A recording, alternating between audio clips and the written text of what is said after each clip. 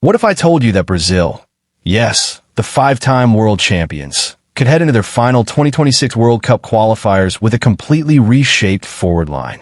What if the faces leading the attack are not Neymar, not Vinícius, but a new breed of fearless young talents?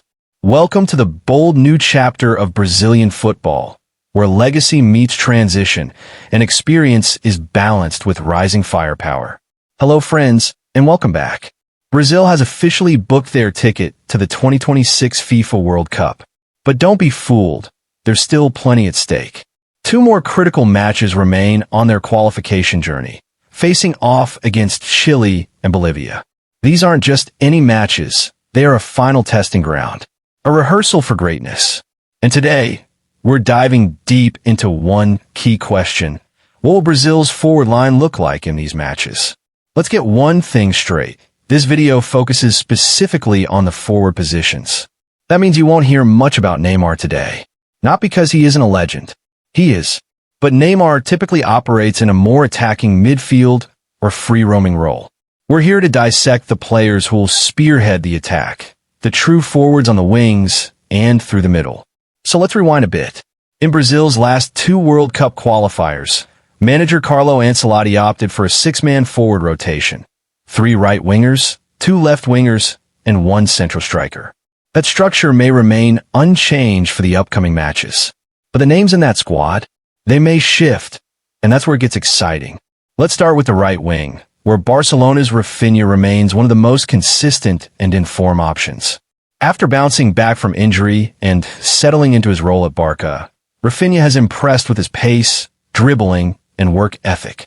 He featured in Brazil's last 2 squads and is almost certain to retain his place. His ability to track back defensively while still threatening on the counter makes him a coach's dream. If form holds, Raphinha is not just likely to be included. He might start both matches. Now here's where things heat up. Meet Estevão, the 17-year-old sensation from Palmeiras. If you watch the Club World Cup, you already know why this name is blowing up. Estevão combines flair with decision-making well beyond his years.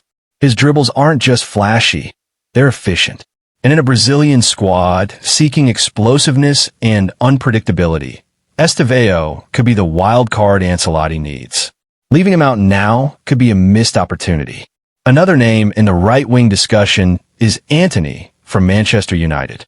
He was included in the previous squad, although he didn't see much game time. Antony is still recovering his confidence and form after a rough year, but his past experience with the Seleção might keep him in the mix. However, his uncertain future at United and inconsistent performances could make his position vulnerable. Still, don't be surprised if Ancelotti includes him for depth and rotation. Moving across to the left wing, we have an undisputed starter, Vinícius Jr. This Real Madrid winger has become the face of Brazil's next generation. His pace, creativity, and ability to change games single-handedly make him one of the first names on the team sheet. Even though this video's main focus is the forward line and not playmakers like Neymar, Vinícius straddles that line with his attacking prowess. Rest assured, barring injury, Vini will be there. But Brazil also needs a backup, and that's where Gabriel Martinelli enters the frame. After a brief injury spell last season, Martinelli is back in top form with Arsenal. He's fast, clinical, and understands space brilliantly. His recent return to fitness and solid performances make him a strong candidate to back up or even challenge Vinícius. Don't underestimate his hunger to prove himself on the international stage. Now, let's move to the center forward role, perhaps the most debated position in Brazil's attack right now. Richarlison, once seen as the heir to Brazil's striker throne, has seen his stock fall dramatically. His form dipped last season, and he's failed to show consistency either for club or country. Based on current performance levels, Richarlison may be left out of the squad altogether. That opens the door for someone new. Enter João Pedro. The Chelsea striker has made waves with his energy, pressing, and instinct inside the box.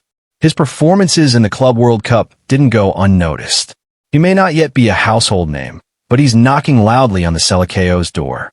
If Ancelotti is looking to shake things up, João Pedro could be a smart, modern forward option who fits into the pressing and positional play the manager is building. And of course, we can't ignore Rodrygo. Usually operating as a wide forward or even a second striker at Real Madrid, Rodrygo is somewhat of a utility attacker. But here's the twist. Despite being immensely talented, he hasn't been a regular starter under Ancelotti at Madrid in recent weeks. That creates uncertainty. Will his reduced club minutes affect his national team selection? Or will his tactical flexibility keep him in the frame? If Ancelotti wants players who can adapt mid-match, Rodrygo's inclusion still makes sense, even if it's off the bench. To sum up the potential attacking roster, right wingers, Raphinha, Estevão, Antony. Left wingers, Vinícius Jr., Gabriel Martinelli. Center forwards, João Pedro, with Rodrygo as a flexible option. And remember, this doesn't include fringe contenders like Malcolm, Brenner, or Gabigol, who could make late pushes with strong club form. But as it stands, these 6 to 7 players seem most likely to wear the yellow shirt in Brazil's final qualifiers. This upcoming window is not just about beating Chile and Bolivia. It's about testing combinations, building chemistry, and finalizing who gets on the plane in North America in 2026. Ancelotti's vision is clear. Blend experience with explosive youth. Players like Raphinha and Vinícius provide leadership. The likes of Estevão and João Pedro bring that youthful unpredictability. And in the center of it all, Ancelotti must find the right balance, because in modern football, winning isn't just about talent. It's about systems, transitions, and trust. So what do you think? Should Ancelotti take a risk on the youth? Should Richarlison be dropped for good? Is Estevão ready to make the leap at just 17? Let us know your thoughts in the comments. And if you haven't yet, hit that subscribe button and turn on notifications, because this journey to the World Cup is just getting started, and we'll be covering every step of it. Thanks for watching, and until next time, stay passionate, stay informed, and as always, força Seleção.